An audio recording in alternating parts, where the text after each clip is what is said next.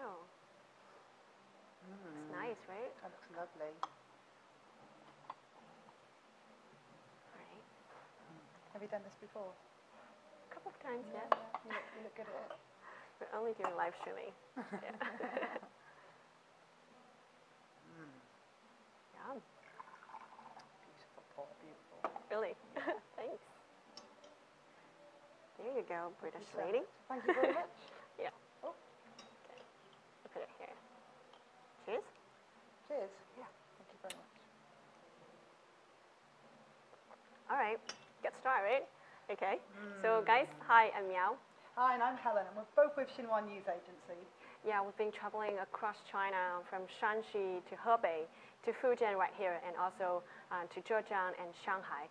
These are all the places that Chinese President Xi Jinping has lived and worked since he was 15. That's right. And so we're on a mission to follow in his footsteps and to see what was the making of Xi Jinping. Yes. And that's right, we're now on our third stop of 5 across the country in Fujian, the home of tea, hence the drinking tea. Yeah. And we were in Shanxi first, so should we talk a little bit about Shanxi? Yeah, just a brief catch-up, right, in Shanxi, because the president went to Shanxi when he was only 15.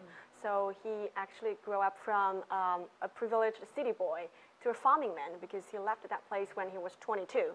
And he also joined the party there, the Communist Party of China. And later on, he became the party chief of that village. So quite a lot, right? Yeah, that's right. A lot to get in 7 years, right? Yes. Yeah. And then after he was in Shanxi, he got admitted to Tsinghua University. That's right, in Beijing. And after Tsinghua University, he actually secured some jobs within central organizations. But the desk jobs were underfulfilling for him, apparently. And so he did a really unusual step and asked to be transferred back to the countryside. Yes. And I was in Hebei just before, and he was based there as a county party chief. So that's of Zhending, right? Of Zhending County in Hebei Province. Yeah. So he was village party chief in Shanxi, and then county party chief in Hebei. And Hebei was a really exciting time for him. He did a lot of work in terms of locating talent, so bringing people that have ideas that can generate money to the county, and also working in culture. And previous episode, we actually had a little look around one of those projects, which was one of the first ever film sets in China, which was built specifically for a TV drama, and has been the home to 170 films and TV series. The Dream of Red Mansion, right? Exactly, that's the one, you know it. Yeah. And now we're in Fujian. This is the third of our 5 stops, right? That's right. And as we said earlier, this is in search of what was the making of Xi Jinping. So here in Fujian, he actually came here to take the role of the vice mayor of the coastal city of Xiamen. It was on the day of his birthday, his 32nd birthday. 32nd. Yeah, in coastal city of Xiamen. And after that, he actually stayed in the province for over 17 years. That's why he said, like, the 17 years in Fujian was actually the prime of his life. Yeah, exactly. And so, you know, aside from his political professional career, he actually had some personal development while he was here as well, right? Yes. The family, exactly. because like 17 years is a lot to talk about during this tea session, right? So we'll try to organize a little bit in a chronological way and share you some stories that we think are worth telling, right? Yeah. But no doubt we'll probably jump in and out with stories anyway. That is our intention, right? Yeah. So we start from Xiamen. As we said, he came to Xiamen when he was 32. And he did spend 3 years in Xiamen as the vice mayor. And other than the very good family life, he did a lot for the city, especially for the city planning. He made plans for the city's development from 1985 to 2000. So long after he left that place, it still benefit local people. So it's sort of the start really of like a longer term view of planning rather than just working. It's quite visionary, right? Yeah, that's right. And I think it's important to note here as well that the president did come here just after the opening and reform, and Fujian as a province was at the forefront of these policies and these measures that were being pushed out, right? Yeah, you're right, because the president actually said, he recalled that it was his first time to witness the progress of China's reform and opening up when he first came to Xiamen. Yeah, it was an exciting time. Yeah, exactly. And speaking of the like city planning, Probably lots of you already know, and we talked a lot about that before. We have 13th five-year plan in China, yes. and we do have our targets for 2020, right? This is just the Chinese way of making plans. Yeah. Intergenerational thinking. Yeah. It's about looking at the longer term objective. But I think it's interesting that although he, in terms of city mayors and these sort of roles, you tend to not be staying in them very long, if you're looking to progress or whatever. Yes. So he was implementing things that he knew that he might not be here for, but he knew that, they were. He's willing to do that, right? Exactly. Yeah. So that's pretty much for his 3 years in Xiamen from 1985 to 1988, and then he was entrusted with another challenging position as the party chief of Ningde Prefecture, which was like the farthest and poorest region in this province, right? Yeah. And probably the furthest that he would have worked away from Beijing as well, because he is a Beijing man, right? So this would have been the furthest that he'd been placed from Beijing, from his hometown, right? But I do assume that with his past experience in Shanxi as a farmer for 7 years, that must be a lot more comfortable for him than for other politicians, I guess. I think it's interesting that they actually call Ningbo the prefecture of the 5 witouts. Yeah, right? the Ningde place. Yeah. You want to try? It's a good test, though. 5 witouts. I was going to say. So it was when he arrived there in. It's actually not Ningde Prefecture. It's a tiny village of the prefecture, and that village, the president went to that village for a couple of times to figure out how to solve the problem there. So that's where the place we had 5 witouts. Okay, so quite shocking. they were roads. No roads. Electricity. No electricity. There was no fiscal revenue. Yeah. There was no physical. No government office. No government office. There was the other one. No water. Oh well. Yeah. So that was a tiny village without water, electricity, physical avenue, government office, and road. Right. So pretty much nothing there. Yeah. I mean, but people would be like, well, what's the point in mentioning a lack of a government office when there's no water? But I suppose it would have been quite hard to arrive there to try and talk to the villagers about how they're going to change their fortunes if there's nowhere to sit down and talk, right? It's just there was no government office, and local officials just didn't know how to work with that, right? So the president once traveled 5 hours just on foot to get to the village, just to get there. Hours. And it's not like driving a car or something, not really. So, but there was something fun because when the moment he got there, the whole village was so excited and he was warmly welcomed because local villagers said that he was the highest ranking official that had ever come here. I bet 5-hour walk. I bet not many people made that, did they? Yeah. And if I remember rightly, was it there where the government or the village organisation was run out of a cow pen? Yes, that one. Yeah.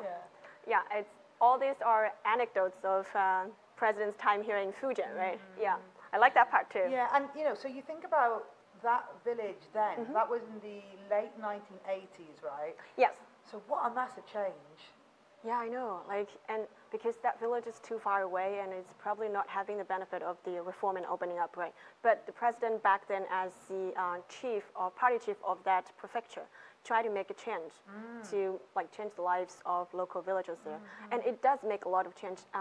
Since he got there, the per capita income of that village has risen 50-fold. So it's quite impressive. And that's because things like roads have been built. Yes, and it's it just goes to show how sometimes such simple things can really make a difference, right? Like I think about the late 1980s. I don't know how old you are, but but my childhood, I was thinking about plastic toys and adverts on TV and stuff. Whereas in small villages like China and many places across the world, actually people just wanted running water and a road so they could get to the local town, and it's impressive, right? Yeah, it is.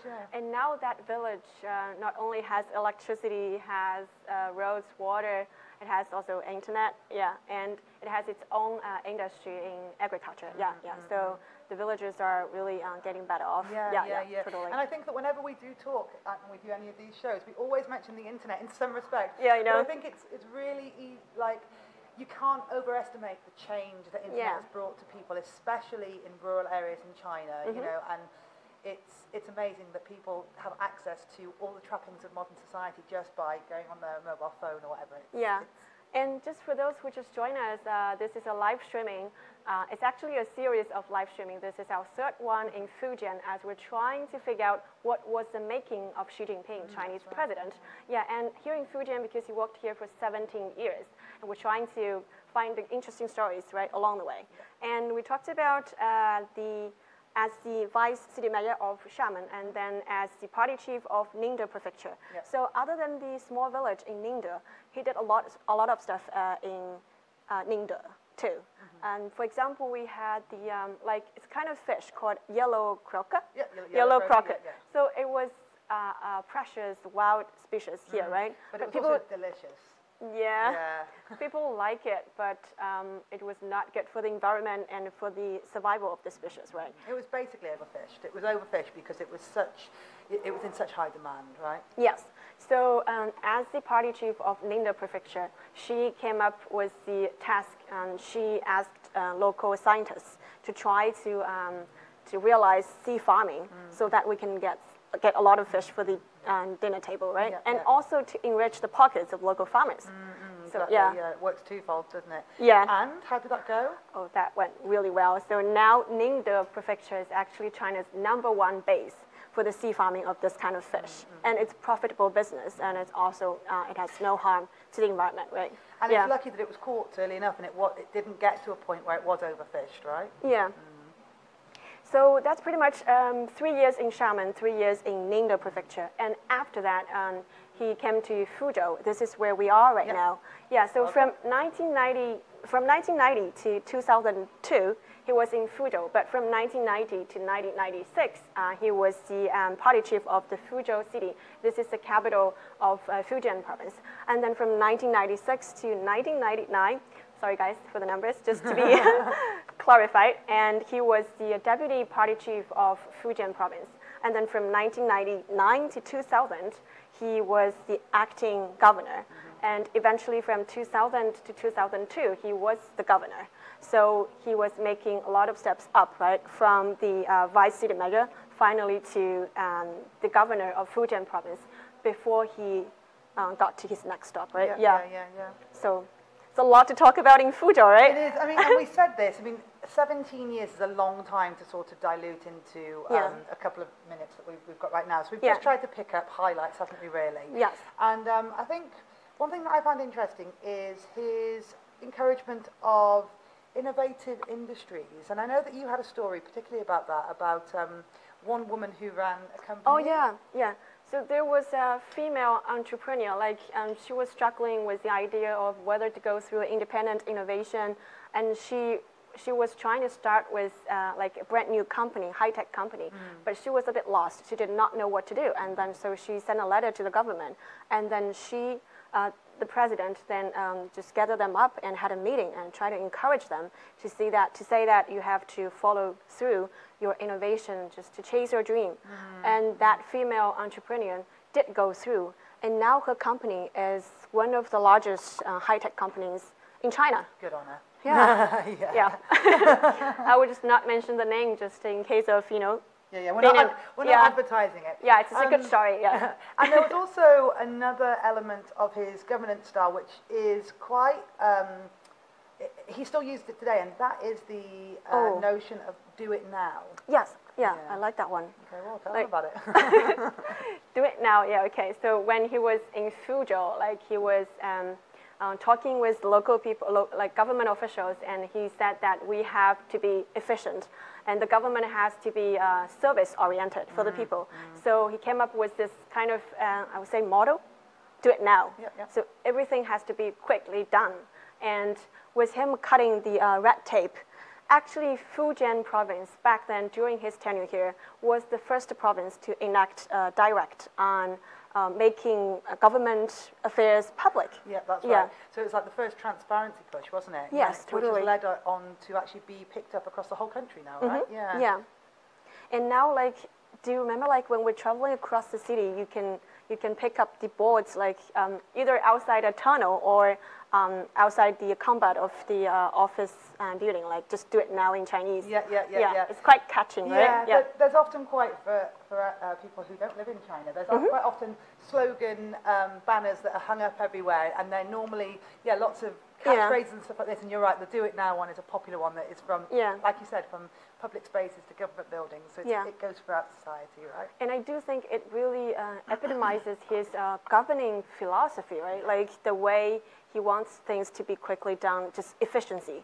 Yeah. But then, and also contrast with what we were saying earlier on, so he came here and he realized that he had to plan long term. Yes.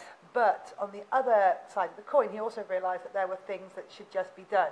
So Yeah. I think it's like, that philosophy, I don't know if you're... Like twofold, I know, like looking far beyond and then get the things done at the moment. Yeah, exactly. That's a good way to do that. Right, Yeah. And speaking of making plans, in Fujian Province, he also initiated a project called, it's called 3820. So he was making plans for the province for 3 years, for the next 3 years, next 8 years, and next 20 years. And that was in the 1990s. And by now, all the goals have been met, for the 20 years. Yeah, it's good planning and implementing, right? Yeah. And again, I think it puts him in good stead for what would ultimately be his role that he has at the moment, which is president of China, right? Yeah. That's pretty much about the economic side, right? So as if it was not impressive enough, he was also the first governor to crack down on food contamination. Oh, yes, of course, yeah. Which is, obviously, it doesn't matter where you are in the country, you want your food to be of a high standard. Totally, yeah. And also because maybe you guys know or not, we had a huge food campaign in China, food safety campaign, when we had a few scandals coming up, right? But this initiative by the president when he was serving Fujian was actually a couple of years earlier than that. He was it's kind of like the vision again. Yeah. He cares about what we eat, right? That's right, and I think that another part of that, and it links into another measure, policy that he had, was in terms of environmental air, soil protection. And in fact, Fujian has Class A, Level A, air, water, soil quality, right? Air, water, and in general, the environment. Yeah. So Fujian was one of the first provinces to have special policies trying to balance the economy with the environment. And again, that links in with the reform and opening up drive, is that right? Or was it something... Not in direct link, but yes. It's like we're trying to after a period of fast economic development, right? You care about environment. So yeah. And in fact, that's something to link onto it that we're going to pick up on in the next episode when we go to Zhejiang. So, people would like to tune in for that too. Yeah, and before we finish this episode, there's another story in Fuzhou, tourists will come to a particular place because there was an American guy called Milton Gardner. So he spent 10 years of his childhood in Fuzhou at a smaller place called Guling. And and then he came back to the U.S. In 1911, and he became a professor of physics, I think, at the University of California. And he wanted to come back to this childhood place, but he could not find it, and he couldn't make it because of his health issues. And he was uttering the word of Guling in the final hours of his life. It was really sad, And so after he died, his wife decided to, just to fulfill this dying wish of her husband. So his wife came back to China and tried to find this place for a couple of times, but in vain. Then, things got changed because a Chinese student lodging at her house picked up the place from the postmarks of Gardner's letters. Old mails. So they figure out this is Guling. And the Chinese student wrote a story for People's Daily.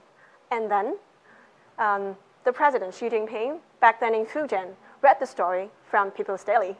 And then he immediately contacted this woman called Elizabeth. Elizabeth Gardner. And then he invited her to come and visit, on behalf of her husband. Aww. Yeah, and then so she came to Fujian, and she got to this place. And actually, she met with lots of old friends of her husband, and they were all in their 90s. Yeah, I bet. Yeah. Yeah. Oh, Yeah. that's a lovely. That is a touching story to end on, isn't it? Yeah. Yeah. So guys, yeah, that's pretty much, we have been talking for quite a while about Xi Jinping's 17 years in Fujian Province. So let us know if you have any questions. Yeah? Yeah. Please do. And I was going to say, it was going to be a long episode because it was such a long period that he was here for, and so much that we actually have missed and that maybe we've only skimmed over. So I hope we've done it justice. Yeah, and I do believe that Fujian is where he developed and also implemented his governing philosophy. Yeah. But I think that the further on we go in this 5-stop tour, as it is following in his footsteps, I feel like you can really see the progression of the man who would become the president. You know, because, like we said, in Shanxi, he was just a teenage boy. Then he became a village chief, and then his next role in the next place was a county chief, and then all the way up. And we're leaving Fujian now as governor. You know. So. I know. Yeah, it has to be like very solid reason for what he has become today, right? Okay, that's pretty much for today, and cheers. Thank you very much. Thank you very much. Bye-bye. Bye, cheers.